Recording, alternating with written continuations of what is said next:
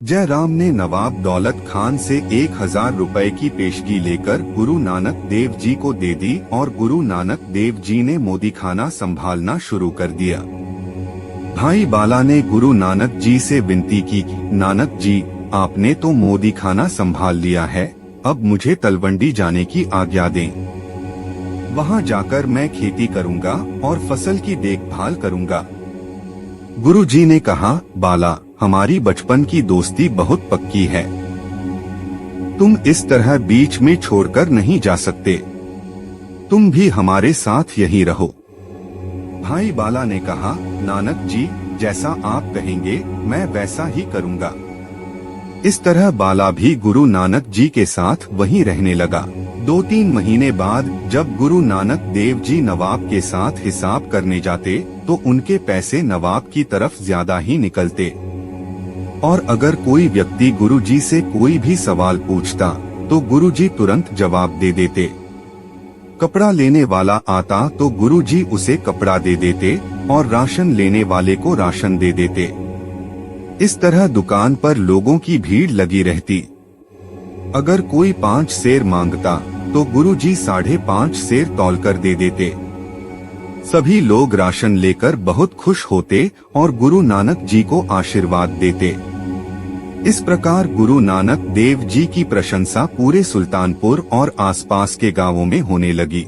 जब यह प्रशंसा की बात मेहता कालू तक पहुंची कि नानक सुल्तानपुर में लोगों पर कृपा करता है, जो भी कुछ मांगता है उसे तुरंत दे देता है, तो यह सुनकर मेहता कालू खुद को रोक नहीं पाए और सुल्तानपुर आ गए।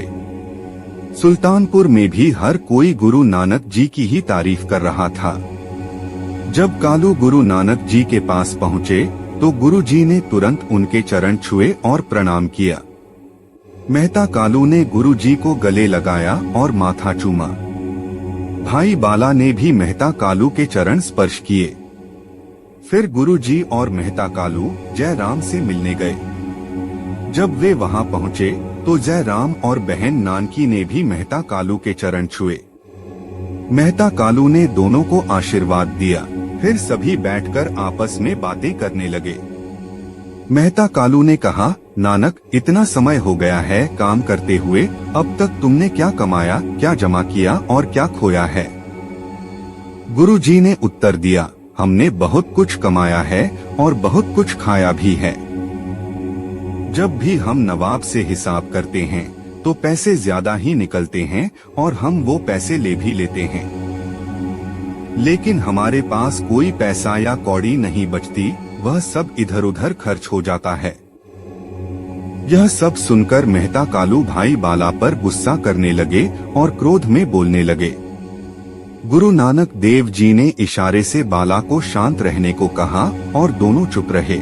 मेहता कालू ने कहा, मुझे तो लगा था कि नानक काम करने लगा है और जो कुछ इसने मेरा गवाया है उसे कमाकर वापस दे देगा। फिर उन्होंने जयराम से कहा, तुमने इसकी कमाई का ध्यान नहीं रखा, नहीं जो यह कमाता था उसे संभाल कर रखा और न ही इसके लिए कोई रिश्ता देखा।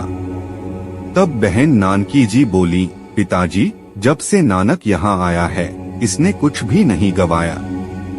आपको तो शुक्र करना चाहिए कि नानक काम करने लगा है।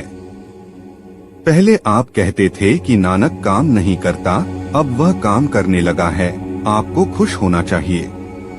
इस तरह आगे की कथा हम अगले भाग में सुनाएंगे।